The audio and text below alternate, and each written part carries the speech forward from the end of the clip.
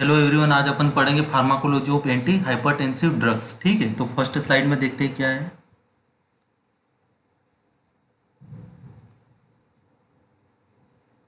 तो यहाँ पे हाइपरटेंशन की अगर डेफिनेशन देखी जाए तो क्या है।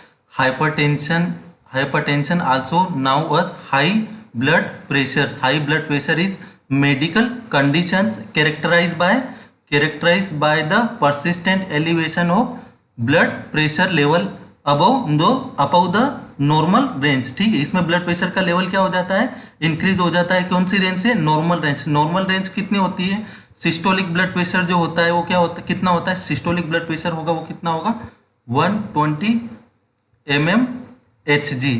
ठीक है, और डायस्टोलिक ब्लड प्रेशर कितना होता है, 80 mmHg। अगर ये रेंज होती है, इससे अगर अबव होता तो उसको क्या बोलेंगे अपन, हाइपरटेंशन बोलेंगे। ठीक है, और ब्लड प्रेशर के अंदर क्या होता है, blood pressure is the force exerted by the blood against the wall of the arteries. ठीक है, आर्टरीज की वॉल पे क्या होगा, ब्लड क्या होगा, फोर्स करेगा, उसकी वजह से आर्टरीज की वॉल पे क्या जनरेट होगा, प्रेशर जनरेट होगा। क्यों ब्लड फोर्स करेगा, जब हार्ट का कॉन्ट्रेक्शन अगर इंक्रीज होगा तो वहां पे क्या होगा, प्रेशर जो है वो क्या होगा, जनरेट होगा। ठीक है, तो अभी मैंने बताया दो टाइप का ब्लड प्रेशर हो गया। फर्स्ट ब्लड प्रेशर कौन सा हो गया, सिस्टोलिक ब्लड प्रेशर हो गया, वो कितना होगा, 120 mmHg। और डायस्टोलिक ब्लड प्रेशर कितना होता है, 80 mmHg होता है। ठीक है, अब बात करते हैं सिस्टोलिक और डायस्टोलिक में प्रेशर्स में क्या डिफरेंस होता है। तो सबसे पहले जो एक बेसिक स्ट्रक्चर बना देता हूं मैं यहाँ पे हार्ट का।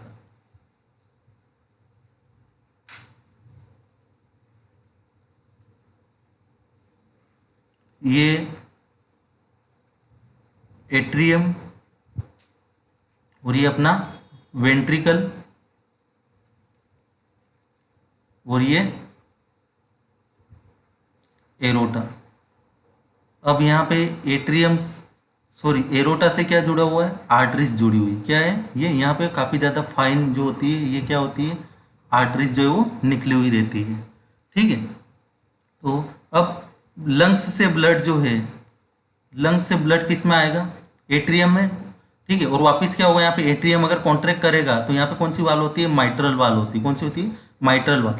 ये माइट्रल वाल ओपन होगी तो सारा ब्लड किस में आ जाएगा, वेंट्रिकल में। ठीक है, अब ये माइट्रल वाल क्या हो गई, क्लोज हो गई।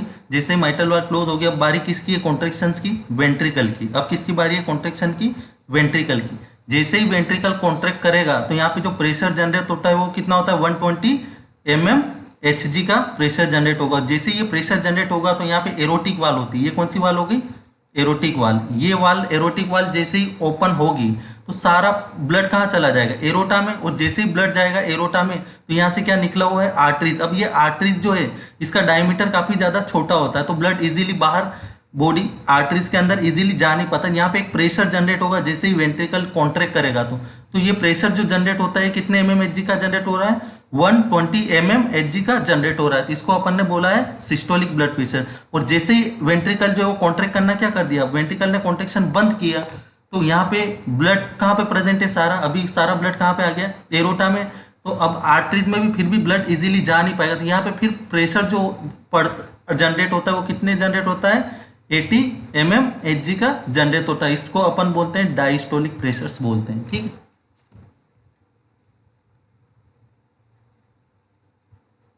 नेक्स्ट जो है सिस्टोलिक ब्लड प्रेशर। देखो यहाँ systolic blood, this is the higher number. Systolic blood pressure में जो नंबर होते हैं वो ब्लड प्रेशर का क्या होता है, हायर नंबर होता है।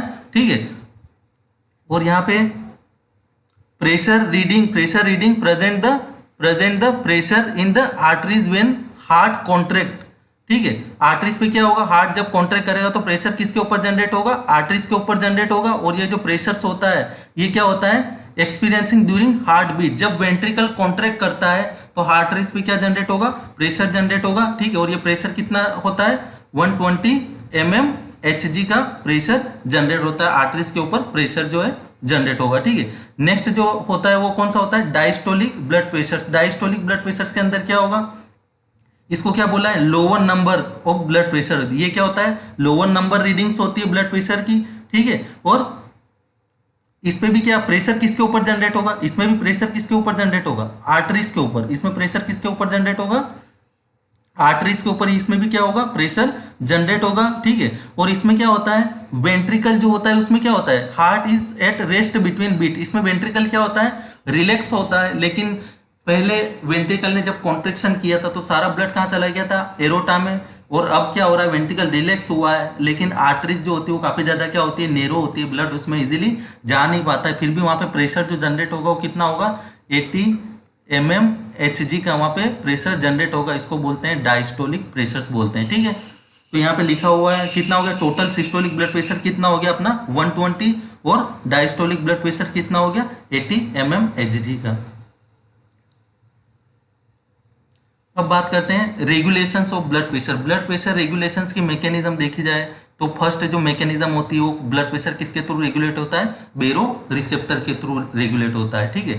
तो ब्लड प्रेशर रेगुलेशन में बेरो रिसेप्टर जो होते हैं वो क्या होता है, बेरो रिसेप्टर एक बार मैं आपको डायग्राम से समझा देता हूँ, उसके बाद में अपन इसकी थ्योरी देखेंगे, ठीक है। तो ये बेरो रिसेप्टर कहाँ पे प्रेजेंट होते हैं, बेरो रिसेप्टर कहाँ पे प्रेजेंट होते हैं, कैरोटिड आर्टरी या कैरोटिड साइनस भी बोल सकते हैं। और कहाँ पे प्रेजेंट होते हैं, एरोटिक आर्च पे। ये एरोटिक आर्च किससे जुड़ा हुआ रहता है, हार्ट से। और कैरोटिड आर्टरी कहाँ पे प्रेजेंट होती है, नेक में प्रेजेंट होती है, ठीक है। अब ये क्या होता है, इस पे एक कैरोटिक साइनस और एरोटिक आर्च पे कौन से रिसेप्टर प्रेजेंट होते हैं, बेरो रिसेप्टर। कौन से रिसेप्टर प्रेजेंट होते हैं, बेरो बेरो रिसेप्टर, ठीक है। ये क्या करेंगे, ये कैरोटिड साइनस और एरोटिक आर्च पे जो बेरो रिसेप्टर होते हैं ये ब्लड के प्रेशर्स को क्या कर लेते हैं, सेंस करते हैं। क्या करते हैं, ब्लड के प्रेशर्स को क्या करेंगे, सेंस करेंगे। और जैसे ही मान लो ब्लड के प्रेशर को इन्होंने सेंस किया और अगर मान लो ब्लड प्रेशर हाई होता है तो हार्ट की जो मसल्स होती है उसमें क्या होता है, स्ट्रेच होता है। तो ये स्ट्रेच को भी क्या करते हैं, सेंस करते हैं। और बेरो रिसेप्टर किसको सिग्नल भेजेगा, कैरोटिड साइनस जो होता है उससे कौन सी नर्व जुड़ी हुई रहती है, उससे जो नर्व जुड़ी हुई रहती है वो नर्व होती है ग्लोसोफेरिंजियल नर्व होती है, ठीक है। उसको बोलते हैं क्रेनियल नर्व नंबर 9। और एरोटिक आर्च से जो नर्व जुड़ी हुई रहती है वो कौन सी नर्व होती है, वो जो नर्व होती है अपनी नर्व होती है वेगस नर्व होती है, ठीक है। अब जैसे ही यहाँ पे इन्होंने प्रेशर्स को क्या किया, कैरोटिड साइनस और एरोटिक आर्च ने प्रेशर्स को क्या किया, सेंस किया। तो वापिस यहाँ पे क्या हुआ, इसमें जो नर्व जो है इसमें क्या जनरेट हुआ, एक्शन पोटेंशियल जो है वो जनरेट हुआ, ठीक है। एक्शन पोटेंशियल जनरेट होने की वजह से ग्लेसोफेरिंजियल नर्व और वेगस नर्व उसको बोलते हैं क्रेनियल नर्व नंबर 10 और इसको बोलते हैं ग्लेसोफेरिंजियल नर्व को क्रेनियल नर्व नंबर 9 ने किसको रिपोर्ट किया, जाके ब्रेन को। ब्रेन में कौन से पार्ट में इसने रिपोर्ट किया, ब्रेन में जो ये सिग्नल देगा किसको सिग्नल देगा, सोलिटरी ट्रैक्ट ऑफ न्यूक्लियस, ठीक है। इसको क्या बोलते हैं, सोलिटरी ट्रैक्ट ऑफ न्यूक्लियस। अब ये सोलिटरी ट्रैक्ट ऑफ न्यूक्लियस किसको स्टिमुलेट करेगा, कार्डियक इनिबिटरी सेंटर को स्टिमुलेट करेगा। किसको स्टिमुलेट करेगा, कार्डियक इनिबिटरी सेंटर। अब जैसे कार्डियक इनिबिटरी सेंटर क्या होगा, स्टिमुलेंट होगा, तो उसमें क्या होगा, कार्डियक इनिबिटरी सेंटर स्टिमुलेंट होने की वजह से क्या होगा, पैरासिम्पैथेटिक एक्टिविटी। कौन सी एक्टिविटी, पैरासिम्पैथेटिक एक्टिविटी क्या हो जाएगी, इंक्रीज हो जाएगी। और सिंपैथेटिक एक्टिविटी क्या हो जाएगी, सिंपैथेटिक एक्टिविटी क्या हो जाएगी, डिक्रीज हो जाएगी। और सिंपैथेटिक एक्टिविटी डिक्रीज होगी तो हार्ट पे कौन सा रिसेप्टर होता है, बीटा 1। इसकी एक्टिविटी क्या होगी, डिक्रीज होगी, तो हार्ट रेट क्या हो जाएगी, डिक्रीज होगी, ठीक है। और यहाँ पे फिर सिंपैथेटिक का रोल क्या है, ये क्या करता है, रेनिन को रिलीज करता है। किडनी पे भी इसका रिसेप्टर होता है बीटा 1, तो रेनिन का रिलीज भी क्या होगा, डिक्रीज होगा, तो ब्लड प्रेशर क्या हो जाएगा, डिक्रीज होगा। अब बात करते हैं पैरासिम्पैथेटिक की। तो पैरासिम्पैथेटिक में हार्ट पे कौन सा रिसेप्टर होता है, एसिटाइलकोलिन का M2। और ये M2 रिसेप्टर जो है ये क्या करता है, हार्ट रेट को क्या करता है, डिक्रीज करता है। तो पैरासिम्पैथेटिक नर्वस सिस्टम क्या होगा, स्टिमुलेंट होगा, तो हार्ट रेट और ज्यादा क्या हो जाएगी, डिक्रीज होगी। और ब्लड प्रेशर जो है अपना क्या हो जाएगा, डिक्रीज होगा, ठीक है। तो ये जो सिस्टम होता है ये कौन सा होता है, ये जो रेगुलेशन जो होता है वो किसके थ्रू होता है, बेरो रिसेप्टर के थ्रू इसका रेगुलेशन होता है। देखते हैं वापस इसकी theory, regulation of blood pressure.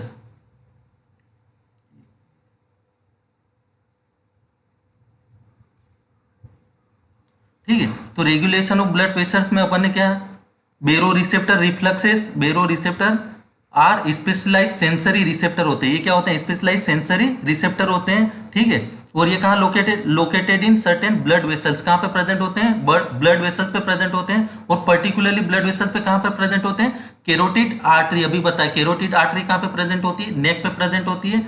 And erotic arch कहाँ पे प्रेजेंट होते हैं? ये बेरो रिसेप्टर एरोटिक आर्च पे प्रेजेंट होते हैं, और ये रिसेप्टर क्या करेंगे? Detect change in the pressure, ये ब्लड के प्रेशर को क्या करेंगे? चेक करेंगे। ठीक है, अगर मान लो ब्लड का प्रेशर अगर ज्यादा होता है तो ये रिसेप्टर क्या करता है? उस प्रेशर को क्या कर लेता है? सेंस करता है। ठीक है, और वापिस क्या करेगा? उस रिसेप्टर, अगर मान लो ब्लड प्रेशर हाई है तो ये किसको रिपोर्ट करेगा? ब्रेन को रिपोर्ट करेगा। अब डिटेक्शन ऑफ चेंजेस ये कैसे डिटेक्ट करेगा? बेरो रिसेप्टर जो है स्पेशलाइज नर्व एंडिंग होती है। क्या होती है? बेरो रिसेप्टर के पास क्या होती है? स्पेशलाइज नर्व एंडिंग होती है, located in the wall of the carotid arteries. कहाँ पे लोकेट होती है? कैरोटिड आर्टरीज पे लोकेट होती है। और कहाँ पे प्रेजेंट होती है? एरोटिक आर्च पे। अभी जो मैंने दो नर्व बताई है, ठीक है, ग्लेसोफेरिंजियल नर्व और कौन सी नर्व होती है? Vagus nerve. ठीक है, this receptor are sensitive to change the blood pressure when blood pressure increase the wall of the arteries stretch. Arteries की वॉल क्या होगी? स्ट्रेच होगी, उसकी वजह से क्या होगी? एक्टिवेटिंग। ये वॉल जैसे स्ट्रेच होगी तो कौन से रिसेप्टर एक्टिवेट होंगे? बेरो रिसेप्टर उसको क्या करेंगे? सेंस करेंगे, और ये बेरो रिसेप्टर क्या होते हैं? एक्टिवेट होना चालू हो जाएंगे। ठीक है, नेक्स्ट जो है वो, अब क्या होता है यहाँ पे?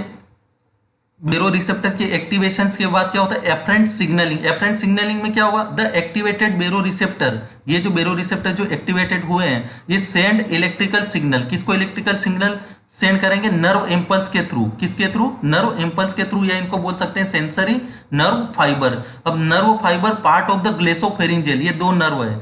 कौन सी नर्व है? ग्लेसोफेरिंजियल नर्व, उसको बोलते हैं क्रेनियल नर्व नंबर 9। और नेक्स्ट जो है वो कैरोटिड बेरो रिसेप्टर पे कौन सी नर्व होती है? यहाँ पे जो नर्व होती है वो कौन सी होती है? वेगस नर्व होती है, और उसको बोलते हैं क्रेनियल नर्व नंबर कौन सी होती है? क्रेनियल नर्व नंबर कौन सी है? ये 10 है। ठीक है, और कहाँ पे प्रेजेंट होगी? ये वेगस नर्व जो होती है एरोटिक एरोटिक आर्च पे प्रेजेंट होगी, और ग्लेसोफेरिंजियल नर्व जो होती है वो कौन से पे प्रेजेंट होती है? कैरोटिड आर्टरीज पे। ठीक है, अब नेक्स्ट देखते हैं transmission of brain stream. Brain stream, brain को कैसे, ये नर्व जैसे ही एक्टिवेट होगी तो ये किसको सिग्नल भेजेगी? Transmitted to the brain stream. Brain को ये क्या करेगी? सिग्नल भेजेगी। और ब्रेन में कौन से पार्ट को सिग्नल भेजेगी? Medulla oblongata. ये मेडुला ओब्लांगेटा वाला जो पोर्शन होता है ये क्या करता है? आपके ब्रेन के बॉडी के ब्लड प्रेशर को क्या करता है? कंट्रोल करने का काम करता है। ठीक है, अब यहाँ पे देखा जाए ब्रेन स्ट्रीम प्रोसेसिंग के थ्रू क्या होगा? The medulla oblongata vital control control control centre in the brain steam responsible for regulating various anatomic autonomic function. ठीक है, ये क्या करता है? वेरियस ऑटोनोमिक फंक्शंस को क्या करता है? रेगुलेट करता है। इंक्लूडिंग क्या करता है? ये ब्लड प्रेशर्स को भी क्या करता है? रेगुलेट करने का काम करता है। ठीक है, नेक्स्ट जो autonomic nervous response, autonomic nervous system क्या रिस्पॉन्स देगा अगर एक्टिवेट हुआ? बेरो रिसेप्टर ने जो है वेगस नर्व और ग्लेसोफेरिंजियल नर्व के थ्रू ब्रेन को रिपोर्ट किया है, तो ये ब्रेन क्या करेगा? पैरासिम्पैथेटिक एक्टिविटी को क्या कर देगा? बढ़ा देगा। पैरासिम्पैथेटिक एक्टिविटी यहाँ पे क्या हो जाएगी? इंक्रीज होगी, और सिंपैथेटिक एक्टिविटी यहाँ पे क्या होगी? डिक्रीज होगी। पैरासिम्पैथेटिक से क्या रिलीज होता है? एसिटाइल कोलिन, और सिंपैथेटिक से क्या रिलीज होता है? एड्रीनलिन। ठीक है, तो यहाँ पे पैरासिम्पैथेटिक से अगर एसिटाइल कोलिन रिलीज होगा तो हार्ट पे M2 रिसेप्टर पे जाके बाइंड होगा और हार्ट रेट क्या हो जाएगी? कम हो जाएगी। और सिंपैथेटिक जो होता है वहाँ पे एड्रीनलिन रिलीज होता है और वो हार्ट रेट को क्या करता है? बढ़ाता है। इसलिए यहाँ पे सिंपैथेटिक एक्टिविटी क्या होगी? डिक्रीज हो जाएगी, और इस पे रेनिन का रिलीज भी क्या होगा? डिक्रीज हो जाएगा। वापिस आते हैं इस डायग्राम पे। ठीक है, अपन ने ये डायग्राम जो है यहाँ पे देखा, 1-2 मिनट।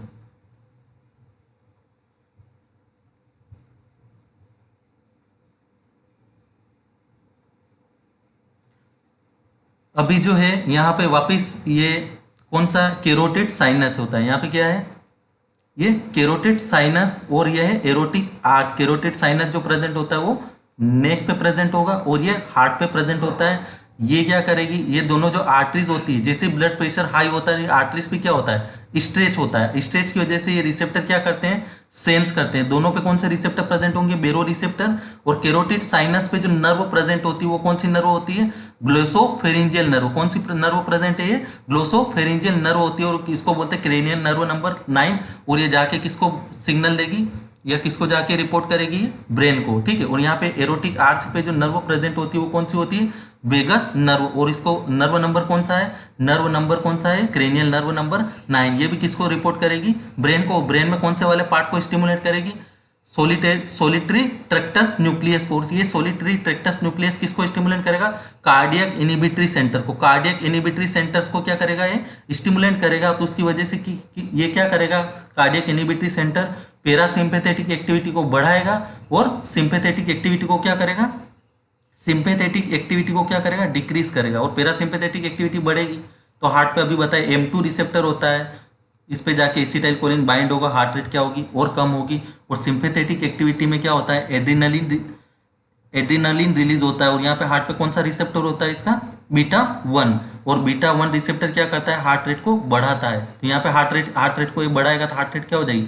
कम हो जाएगी। और रेनिन भी क्या करता है? ब्लड प्रेशर को क्या करता है? बढ़ाने का काम करेगा। तो यहाँ पे रेनिन का भी क्या हो जाएगा? सिक्रेशन जो वो क्या हो जाएगा? डिक्रीज हो जाएगा किडनी से। ठीक है, नेक्स्ट जो है, नेक्स्ट जो ब्लड प्रेशर रेगुलेशन की जो मैकेनिज्म होती है वो कौन सी होती है?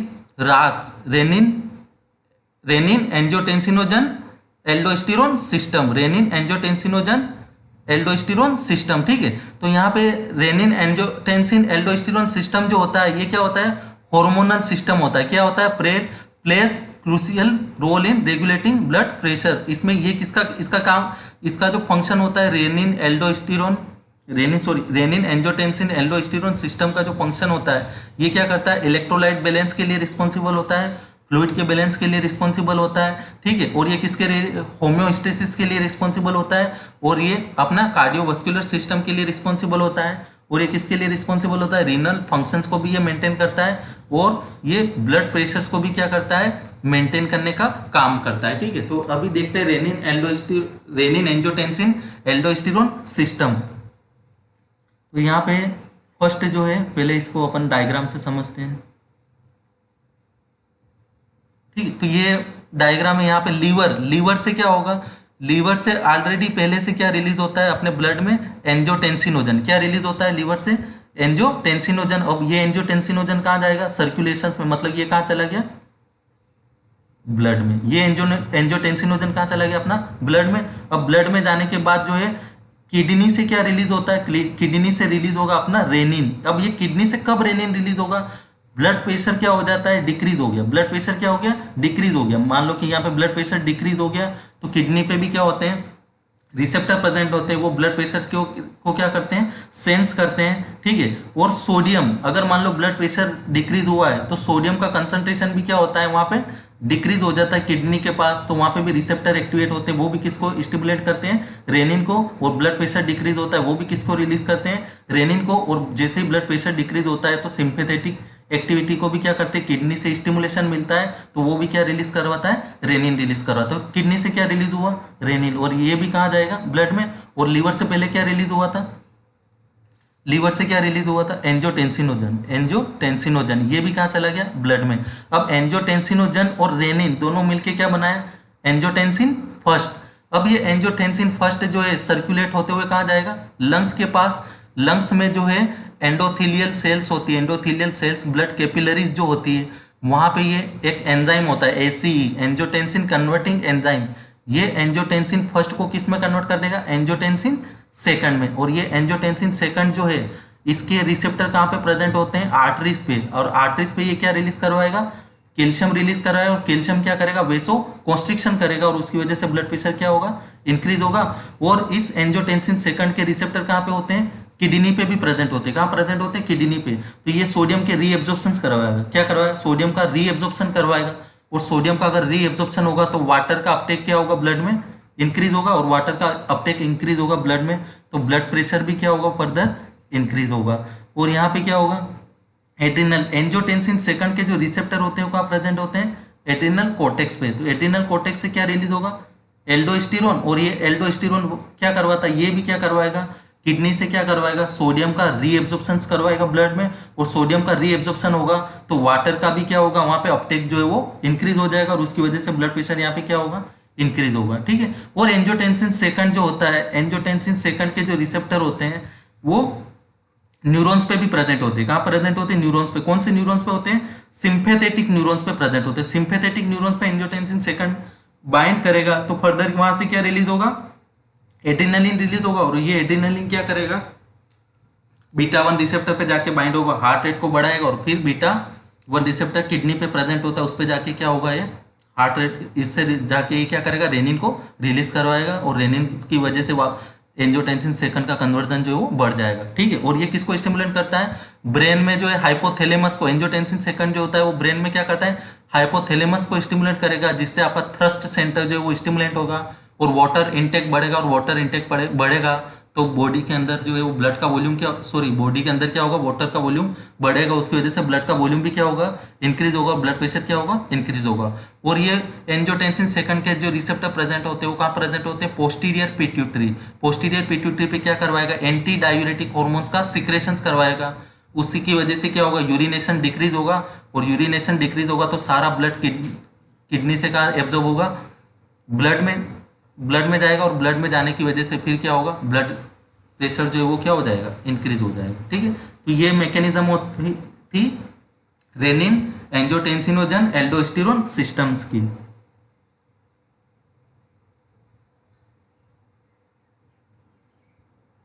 ठीक है, तो ये मैंने अभी रेनिन एंजियोटेंसिनोजन सिस्टम की मैंने अभी डेफिनेशन बताई है।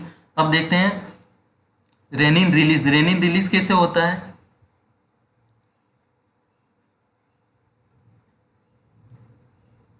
तो यहाँ the first stage of RAS release of the enzyme renin. Renin कहाँ से रिलीज होगा, रेनिन कहाँ से रिलीज होगा, जक्स्ट्रा ग्लोमेरुलर एपरेटस पे क्या होते हैं, जक्स्ट्रा ग्लोमेरुलर एपरेटस पे जो है क्या होगा, वहां पे कौन सी सेल प्रेजेंट होती है, ग्रेन्युलर सेल्स प्रेजेंट होती है। कौन सी सेल प्रेजेंट होती है, ग्रेन्युलर सेल्स प्रेजेंट होती है, वहां से क्या रिलीज होता है, रेनिन रिलीज होगा। ठीक है, और जैसे ही रेनिन कब रिलीज होता है, reduce sodium delivery. Blood pressure अगर डिक्रीज होता है तो उस वाले पोर्शन पे क्या होगा, सोडियम की डिलीवरी क्या हो जाएगी, रिड्यूस हो जाएगी, तो मेकुला डेंसा क्या होगा, एक्टिवेट होगा, और ये भी क्या करवाएगा, रेनिन को क्या करवाएगा, रिलीज कराएगा। और रिड्यूस परफ्यूजन, जाहिर सी बात है अगर ब्लड प्रेशर डिक्रीज होगा तो ब्लड का परफ्यूजन भी क्या होगा, रिड्यूस होगा, और वहां पे भी कौन सा रिसेप्टर प्रेजेंट होता है, बेरो रिसेप्टर होता है, और ये बेरो रिसेप्टर भी क्या करवाएगा, रेनिन को रिलीज करवाएगा। और यहाँ पे क्या होते हैं, सिंपैथेटिक स्टिमुलेशन। जक्स्ट्रा ग्लैमुलर एपरेटस जो है वो किसको स्टिमुलेट करेगा, किसको स्टिमुलेट करेगा, सिंपैथेटिक एक्टिविटी को। किसको स्टिमुलेट करेगा, सिंपैथेटिक एक्टिविटी को। ठीक है, तो वापिस क्या होगा, beta one adrenergic receptor stimulate होगा, और ये क्या कराएगा, हार्ट रेट को क्या कराएगा, बढ़ाएगा, और किडनी पे भी बीटा वन एड्रेनर्जिक रिसेप्टर होता है, ये क्या कराएगा, रेनिन को रिलीज करवाएगा। अब the release of renin by the release of renin inhibited by atrial natriuretic peptide. जैसे ही ब्लड प्रेशर जो है वो क्या हो गया, बढ़ गया है, उसके बाद क्या होगा, release by stage atria. Atria में क्या होता है, स्टेज होने की वजह से वहां पे कुछ पेप्टाइड रिलीज होते हैं, वो पेप्टाइड किसको स्टिमुलेट करते हैं, बेरो रिसेप्टर को। तो अब क्या होगा, ब्लड प्रेशर जो है वो क्या हो जाएगा, ब्लड प्रेशर जो है वो क्या होगा, इंक्रीज इन ब्लड प्रेशर। अगर ये पेप्टाइड स्टेज होना चालू हो गए तो यहाँ पे ब्लड प्रेशर क्या हो जाएगा, इंक्रीज होना चालू हो जाएगा। ठीक है, अगर मान लो कि ब्लड प्रेशर जो है पूरी तरीके से कंप्लीट हो गया तो क्या होगा, यहाँ पे बेरो रिसेप्टर जो होते हैं उनका सिग्नलिंग डिक्रीज हो जाती है, और क्या होता है, ब्लड प्रेशर भी क्या हो जाते हैं, डिक्रीज हो जाता है। नेक्स्ट जो है प्रोडक्शन ऑफ एंजियोटेंसिनोजन सेकंड। अब क्या होगा, एंजियोटेंसिनोजन सेकंड का प्रोडक्शन कैसे होगा, एंजियोटेंसिनोजन जो है it is a precursor peptide to in the liver. ये क्या करेगा, एंजियोटेंसिनोजन कहाँ से रिलीज होगा, लीवर से, और किडनी से क्या रिलीज हुआ, रेनिन। ये दोनों मिलके क्या बनाएंगे, एंजियोटेंसिन फर्स्ट बनाएंगे, और एंजियोटेंसिन फर्स्ट जो है वो वापस कहाँ जाएगा, लंग्स में। लंग्स में एंडोथेलियल सेल्स होती है, ब्लड कैपिलरीज में, वहाँ पे एक एंजाइम होता है एसीई। ये एसीई एंजाइम क्या करेगा, किस में कन्वर्ट कर देगा, एंजियोटेंसिन सेकंड्स में। ठीक है, एंजियोटेंसिन फर्स्ट को किस में कन्वर्ट कर देगा, ये एंजियोटेंसिन सेकंड में, यहाँ लिखा हो, ये एंजियोटेंसिन सेकंड में इसको कन्वर्ट कर देगा। नेक्स्ट जो है अभी ये मैंने बता चुका हूँ, ये एक और डायग्राम है रेनिन एंजियोटेंसिन एल्डोस्टेरोन सिस्टम का। तो देखो यहाँ पे इस डायग्राम से और ज़्यादा अच्छे से समझ में आ जाएगा। ठीक है, तो यहाँ पे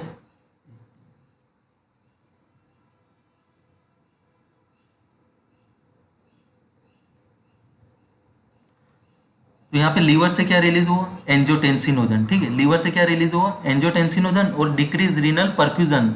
अगर रीनल परफ्यूजन डिक्रीज हुआ तो वहाँ पे जक्स्ट्रा ग्लैमेरुलस एपरेटस से क्या रिलीज हुआ है यहाँ पे, रेनिन और एंजियोटेंसिनोजन दोनों ने मिला के क्या बना लिया, एंजियोटेंसिन फर्स्ट, और ये जाएगा लंग्स में, वहाँ पे एंडोथीलियम में क्या प्रेजेंट होगा, ACE enzyme, angiotensin converting enzyme, ये किस में कन्वर्ट कर देगा उसको, एंजियोटेंसिन सेकंड पे, और एंजियोटेंसिन सेकंड्स क्या करेगा, किडनी के अंदर सोडियम का क्या करवाएगा, रीएब्जॉर्प्शन करवाएगा, उसकी वजह से वहाँ पे क्या होगा, वाटर का अपटेक क्या हो जाए, वाटर का अपटेक क्या होगा यहाँ पे बढ़ जाएगा, तो ब्लड प्रेशर इंक्रीज होगा। और एल्डोस्टेरोन को रिलीज करवाएगा, एल्डोस्टेरोन जो है वो भी क्या करेगा, सोडियम का एब्जॉर्प्शन करवाएगा, ठीक है, रीनल से, तो ब्लड के अंदर सोडियम का कंसंट्रेशन बढ़ेगा, तो ब्लड प्रेशर क्या होगा, इंक्रीज होगा। और ये क्या करवाएगा, आर्टरीज पे क्या कराएगा, कॉन्स्ट्रिक्शन करवाएगा, आर्टरीज कॉन्स्ट्रिक्ट होगी तो ब्लड प्रेशर क्या होगा, रिलीज होगा। और यहाँ पे पिट्यूटरी ग्लैंड को स्टिमुलेट करेगा, पिट्यूटरी ग्लैंड पे भी इसके रिसेप्टर होते हैं, तो पिट्यूटरी ग्लैंड से क्या होगा, एंटी डायूरेटिक हार्मोन रिलीज होगा, और ये एंटी डायूरेटिक हार्मोन्स क्या करवाएगा, यूरिनेशन को डिक्रीज कराएगा, यूरिनेशन अगर डिक्रीज होगा तो ब्लड प्रेशर क्या होगा, इंक्रीज होगा। और अभी बताया मैंने एंजियोटेंसिन सेकंड के जो रिसेप्टर होते हैं सिंपैथेटिक न्यूरॉन्स पे भी प्रेजेंट होते हैं, सिंपैथेटिक न्यूरॉन्स पे प्रेजेंट हो गए तो यहाँ से रिलीज होगा एड्रीनलिन, और एड्रीनलिन रिलीज होगा तो क्या होगा, रेनिन रिलीज होगा, ठीक है, और क्या रिलीज होगा, हार्ट रेट इंक्रीज होगी बीटा 1 रिसेप्टर की वजह से, ठीक। अब ये फिर यहाँ पे डायग्राम देखो, सबसे पहले कौन स्टिमुलेट होगा, एंजियोटेंसिन सेकंड की वजह से हाइपोथैलेमस, और ये क्या करवाएगा, इंक्रीज इन थर्स्ट सेंसेशन, और ये किसको स्टिमुलेट करेगा, पोस्टीरियर पिट्यूटरी ग्लैंड, ये किसको स्टिमुलेट करेगी, stimulate in diuretic hormone, antidiuretic hormones को क्या करेगी, ये स्टिमुलेट करेगी। और ये किसको स्टिमुलेट करेगी, एड्रिनल कोर्टेक्स, एड्रिनल कोर्टेक्स पे जो सेल होती है वो कौन सी होती है, जोना ग्लोमेरुलोसा, एड्रिनल कोर्टेक्स पे जो एरिया होता है वो कौन सा होगा, जोना ग्लोमेरुलोसा से क्या रिलीज होगा, स्टिमुलेंट, ये किसको स्टिमुलेट करेगी, स्टिमुलेंट रिलीज ऑफ एल्डोस्टेरोन। और सिंपैथेटिक न्यूरॉन किसको स्टिमुलेट करेगा, नॉर एड्रिनलिन। और आर्ट्रियल्स पे क्या होगा, डेवलपमेंट होगा, यहाँ पे आर्ट्रियल्स पे क्या डेवलपमेंट होगा, कॉन्स्ट्रिक्शन डेवलपमेंट होगा।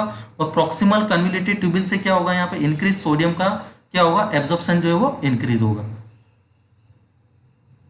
अब ये जो क्लासिफिकेशंस की बात करें, इसमें अपनी जो ड्रग है वो कौन सी, एंटी हाइपरटेंसिव ड्रग्स के अंदर फर्स्ट जो कैटेगरी कौन सी है, डायूरेटिक, डायूरेटिक के अंदर कौन सी आ गई, थियाजाइड कैटेगरी के अंदर, डायूरेटिक के अंदर हाइड्रोक्लोरथियाजाइड आ गई, क्लोरथेलिडोन आ गई, और इंडेपामाइड आ गई। और हाई सीलिंग्स के अंदर कौन सी है, फ्यूरोसिमाइड आ गई। और पोटेशियम स्पेयरिंग डायूरेटिक के अंदर कौन सी आ गई, इसके अंदर स्पाइरेनोलेक्टोन है और एप्लीरिनोल, ठीक है, और एमिलोराइड।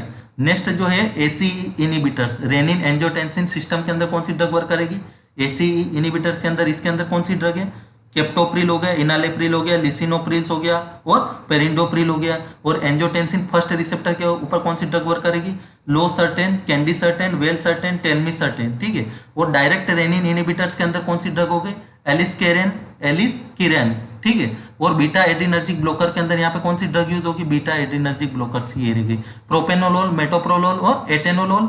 और यहाँ पे अल्फा प्लस बीटा ब्लॉकर के अंदर कौन सी ड्रग यूज होगी, लेबेटालोल और कार्बिडिलोल। और अल्फा एड्रीनर्जिक ब्लॉकर्स के अंदर यहाँ पे कौन सी ड्रग यूज होगी, प्राजोसिन, टेराजोसिन, डोक्साजोसिन। और सेंट्रल सिम्पेथोलाइटिक के अंदर कौन सी ड्रग यूज होगी, क्लोनिडिन और मिथाइल डोपा।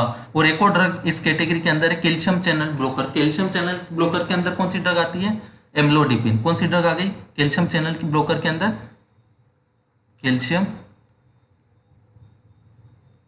चैनल ब्लॉकर, वहां पे कौन सी ड्रग यूज होगी, एम्लोडिपिन, ठीक है। इसकी भी अपन मैकेनिज्म देखेंगे आगे। और एक और ड्रग इसमें यूज होती है एंटी हाइपरटेंसिव में, वेसोडाइलेटर। कौन सी होगी, वेसोडाइलेटर।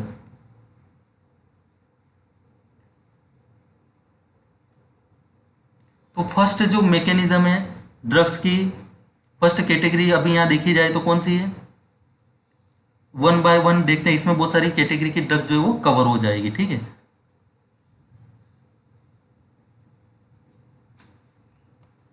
एंजियोटेंसिनोजन, सबसे पहले जो ड्रग थी वो कौन सी थी, एंजियोटेंसिनोजन से क्या बन रहा था, एंजियोटेंसिन फर्स्ट, क्या बन रहा था, एंजियोटेंसिन फर्स्ट। तो यहाँ पे एंजियोटेंसिन फर्स्ट को कौन इनिबिट करेगा, रेनिन, रेनिन को कौन इनिबिट करेगा, रेनिन को अभी देखिए क्लासिफिकेशन में देखते हैं, रेनिन को कौन इनिबिट करने वाली ड्रग कौन सी होगी, डायरेक्ट रेनिन, एलिसकेरेन क्या करेगी, एलिसकेरेन क्या करेगी, ये एंजियोटेंसिन फर्स्ट को कन्वर्जन को क्या करेगी, रोकने का काम करेगी, ठीक है। और नेक्स्ट जो ड्रग है वो कौन सी है, एसीई इनिबिटर्स। कौन सी ड्रग है, एसीई इनिबिटर। एसीई इनिबिटर क्या करेगी, एंजियोटेंसिन फर्स्ट से एंजियोटेंसिन सेकंड का कन्वर्जन को क्या करेगी, इनिबिट करेगी। तो इसमें जो ड्रग आएगी वो कौन सी आएगी, एसीई इनिबिटर जो है वो ड्रग यूज होगी, ठीक है। तो यहाँ पे कौन कौन सी ड्रग कवर हो गई, फर्स्ट जो हो गई वो डायरेक्ट रेनिन के ऊपर, रेनिन का अगर फॉर्मेशन नहीं हो पाएगा तो एंजियोटेंसिन फर्स्ट में कन्वर्जन नहीं होगा, और एंजियोटेंसिन फर्स्ट का फॉर्मेशन हो भी गया तो यहाँ पे एसीई क्या कर रहा है, एंजियोटेंसिन सेकंड में फॉर्मेशन करवा रहा है। तो एसीई इनिबिटर्स देंगे तो क्या होगा, एंजियोटेंसिन सेकंड का फॉर्मेशन क्या हो जाएगा, इनिबिट हो जाएगा, ठीक है। अब एंजियोटेंसिन सेकंड का जो फॉर्मेशन हो गया तो यहाँ पे अपने इसमें बहुत सारी जगह एंजियोटेंसिन फर्स्ट रिसेप्टर बताया हुआ है। क्या बताया हुआ है, बहुत सारे क्लासिफिकेशन में एंजियोटेंसिन सेकंड रिसेप्टर ब्लॉकर भी लिखा हुआ है। तो एंजियोटेंसिन फर्स्ट जैसे ही बना है यहाँ पे, तो एंजियोटेंसिन फर्स्ट के तो रिसेप्टर कहाँ होते हैं, ब्लड वेसल्स पे प्रेजेंट हो गया है, ठीक है। तो वहां पे ये किसको ब्लॉक करेगी, एंजियोटेंसिन फर्स्ट रिसेप्टर को ब्लॉक करेगी। यहाँ पे देखिए डायग्राम से,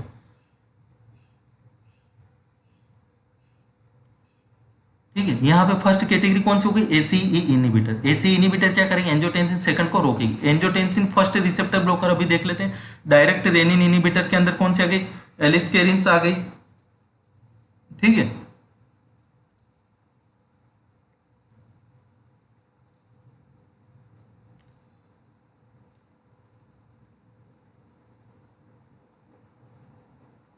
अब ये देखिए यहाँ पे एंजियोटेंसिन सेकंड जो बना है, ये एंजियोटेंसिन सेकंड जो बना है, यहाँ पे इन सब पे किसके रिसेप्टर होते हैं, एंजियोटेंसिन सेकंड के। इन रिसेप्टर को एंजियोटेंसिन फर्स्ट रिसेप्टर भी बोलते हैं। यहाँ पे किसके रिसेप्टर होंगे, एंजियोटेंसिन सेकंड के। यहाँ पे भी किसके रिसेप्टर होते हैं, एंजियोटेंसिन सेकंड या एंजियोटेंसिन फर्स्ट के। तो एंजियोटेंसिन फर्स्ट रिसेप्टर ब्लॉकर क्या करेगी, इस रिसेप्टर पे बाइंड करेगी, यहाँ पे ब्लॉक करेगी, इसको ब्लॉक करेगी, और इस वाले एरिया को यहाँ पे ब्लॉक करेगी। जिस जिस पे आपका एंजियोटेंसिन सेकंड जाके बाइंड हो रहा है उन रिसेप्टर को ये ड्रग क्या कर देगी, ब्लॉक कर देगी। उसकी वजह से क्या होगा, यहाँ पे ब्लड प्रेशर जो है वो क्या हो जाएगा, डिक्रीज हो जाएगा। नेक्स्ट जो ड्रग है वो कौन सी है, बीटा ब्लॉकर। बीटा ब्लॉकर्स तो इसकी मैकेनिज्म क्या है, बीटा ब्लॉकर हार्ट पे कौन सा रिसेप्टर होता है, बीटा 1 होता है। उस पर क्या बाइंड होता है, एड्रेनालिन। हार्ट रेट को क्या करता है, बढ़ाता है। बीटा रिसेप्टर को ब्लॉक करेंगे तो हार्ट रेट क्या हो जाएगी, डिक्रीज होगी, ब्लड प्रेशर क्या हो जाएगा, डिक्रीज हो जाएगा। और फिर यहाँ पे बात करते हैं अल्फा प्लस बीटा ब्लॉकर। तो अल्फा रिसेप्टर पे जो है, अल्फा रिसेप्टर का जो फंक्शन होता है, ये भी एड्रेनर्जिक रिसेप्टर है, और ये क्या करता है, आर्टरीज को क्या करता है, आर्टरी को क्या करता है, कॉन्स्ट्रिक्शन करने का काम करता है। अगर मैं इसको ब्लॉक कर दूंगा तो आर्टरीज क्या हो जाएगी, डायलेट हो जाएगी, ठीक है। तो यहाँ पे अल्फा ब्लॉकर जो है वो कंप्लीट हो गई है। नेक्स्ट जो है वेसोडाइलेटर। वेसोडाइलेटर्स के अंदर जो ड्रग कौन सी है, मिनोक्सिडिल और डाइएजोक्साइड। ये क्या करते हैं, पोटेशियम चैनल्स को क्या करती है, ओपन करती है। कौन से चैनल को ओपन करती है, पोटेशियम चैनल को ओपन करेगी। और पोटेशियम चैनल जैसे ही ओपन होंगे तो वहां पे क्या डेवलपमेंट होगा, हाइपर पोलराइजेशन होगा। उसकी वजह से स्मूथ मसल जो होगी वो क्या होगी, रिलैक्स होगी, और वहां पे क्या होगा, वेसोडाइलेशन होगा, और वेसोडाइलेशन की वजह से ब्लड प्रेशर क्या हो जाएगा, रिड्यूस हो जाएगा। नेक्स्ट जो ड्रग है वो है डायूरेटिक। डायूरेटिक के अंदर जो फर्स्ट जो कैटेगरी हो कौन सी, थियाजाइड डायूरेटिक। ये अपना ल्यूमेन वाला पोर्शन हो गया, और ये डिस्टल ट्यूबिल हो गया, और ये इंटरटिशियल फ्लूइड वाला पार्ट हो गया। अब यहाँ पे क्या हो रहा है, सोडियम, यहाँ पे देखिए सोडियम और क्लोरीन जो है ये एब्जॉर्ब होके कहाँ जा रहा है, अर्ली डिस्टल ट्यूबिल्स में, और अर्ली डिस्टल ट्यूबिल से एब्जॉर्ब होकर सोडियम कहाँ जाएगा, ब्लड वाले पोर्शन में या सेल्स के फ्लूइड में जाएगा। और जे सेल्स के फ्लूइड में जाने के बाद क्या होगा, ब्लड में इंटेक होगा, और ब्लड प्रेशर को क्या करेगा, बढ़ाएगा। तो यहाँ पे थियाजाइड्स डायूरेटिक जो है ये सोडियम क्लोरीन, ये कौन सा ट्रांसपोर्टर है, सोडियम और क्लोरीन सिम्पोर्ट के थ्रू हो रहा है। ये सोडियम क्लोरीन सिम्पोर्ट को क्या कर देगी, इनिबिट करेगी। तो सोडियम का एक्सक्रीशन क्या होगा, यूरिन के थ्रू।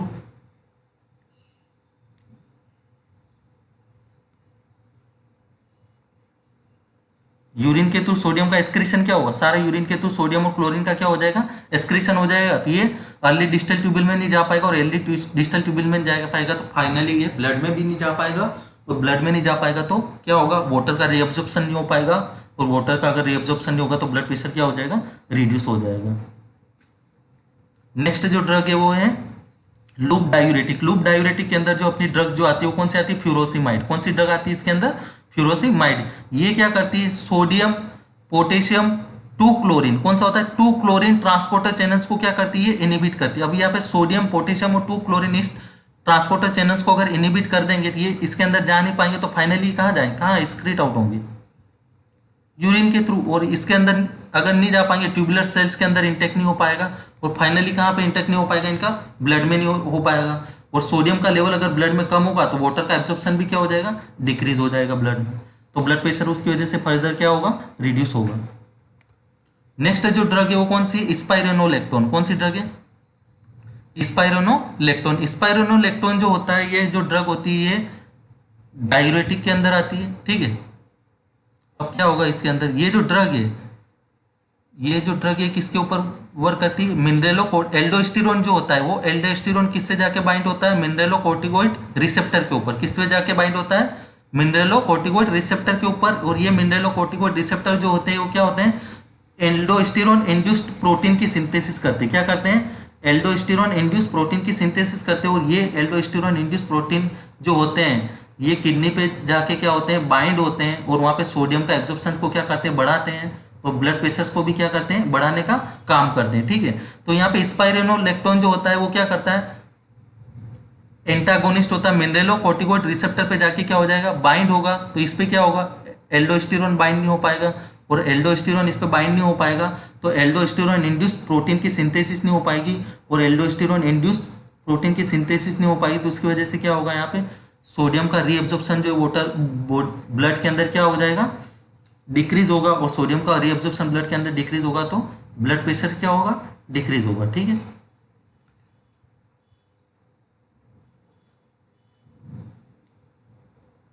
नेक्स्ट जो ड्रग की बात करते हैं अपन, यहाँ पे एक और ड्रग है सेंट्रल सिम्पेथोलाइटिक। कौन सी है, सेंट्रल सिम्पेथोलाइटिक। सेंट्रल सिम्पेथोलाइटिक के अंदर जो ड्रग होती है, एक जो ड्रग है वो है क्लोनिडिन। कौन सी है, क्लोनिडिन। ये क्लोनिडिन जो है ये प्रेजेंट होता है सिंपैथेटिक न्यूरॉन से। ये कौन सा न्यूरॉन है अपना, सिंपैथेटिक। और सिंपैथेटिक न्यूरॉन से क्या बनेगा, क्या रिलीज होगा, एड्रीनलिन।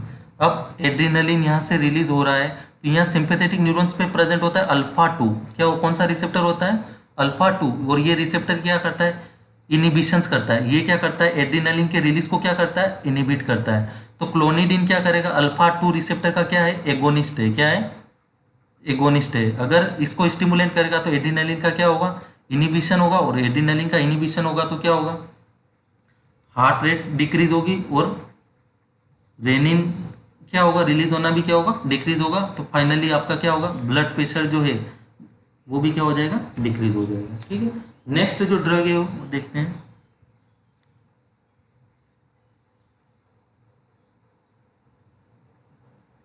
नेक्स्ट जो ड्रग है वो है मिथाइल डोपा। कौन सी ड्रग है,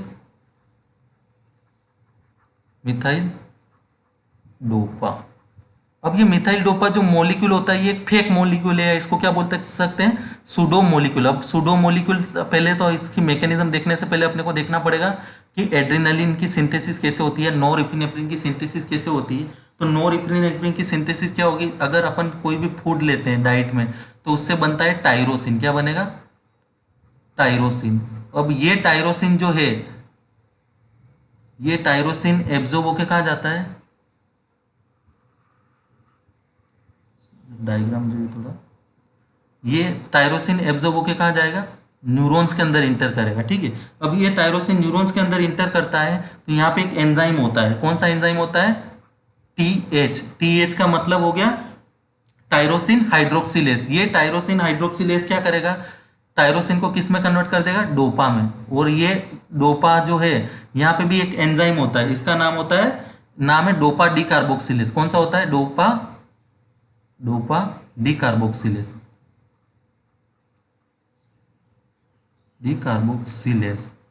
ये क्या करेगा, डोपा डी कार्बोक्सिलेज किस में कन्वर्ट कर देगा, डोपामिन में।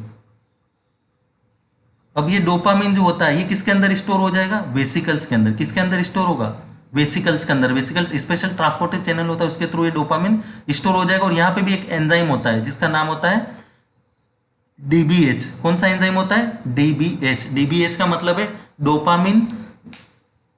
Dopamine beta hydroxylase. ये एंजाइम क्या करे, डोपामिन को किस में कन्वर्ट कर देगा, नॉरएपिनेफ्रिन में। और ये नॉरएपिनेफ्रिन जब एक्शन पोटेंशियल आएगा तो अपने beta 1 beta 2 alpha 1 alpha 2 receptor पे जाके बाइंड होगा और इसका क्या होगा, रिस्पॉन्स जो है वो शो करेगा। लेकिन अभी यहाँ पे बात कर रहे हैं मिथाइल डोपा की।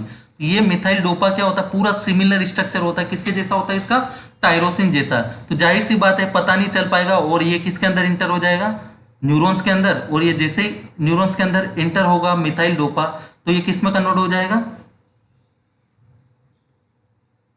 मिथाइल, इसको जो है डोपा डी कार्बोक्सिलेज जो है किस में कन्वर्ट कर देगा, मिथाइल डोपामिन में। किस में कन्वर्ट हो जाएगा ये, मिथाइल डोपामिन। और फिर ये किस में, इस मिथाइल डोपामिन किसके अंदर स्टोर हो जाएगा, वेसिकल्स के अंदर। और वेसिकल्स के अंदर क्या बना है अपना, मिथाइल डोपामिन। अब ये मिथाइल डोपामिन के ऊपर कौन काम करेगा, डीबीएच। ये किस में कन्वर्ट कर देगा इसको, मिथाइल डोपामिन नॉर इपिनेफ्रिन। अब जैसे ही यहाँ से क्या होगा, एक्शन पोटेंशियल आएगा तो क्या रिलीज होगा, मिथाइल डोपामिन नोरइपिनेफ्रिन। और ये जैसे मिथाइल डोपामिन नोरइपिनेफ्रिन रिसेप्टर पे जाके बाइंड होगा, तो ये रिसेप्टर इसको सेंस कर लेंगे कि ये नोरइपिनेफ्रिन नहीं है, ये कोई और है। तो कोई मतलब भी नहीं रहा, पूरा फेक मॉलिक्यूल यहाँ से रिलीज हुआ। तो उसकी वजह से सिंपैथेटिक एक्टिविटी क्या हो जाएगी, रिड्यूस हो जाएगी।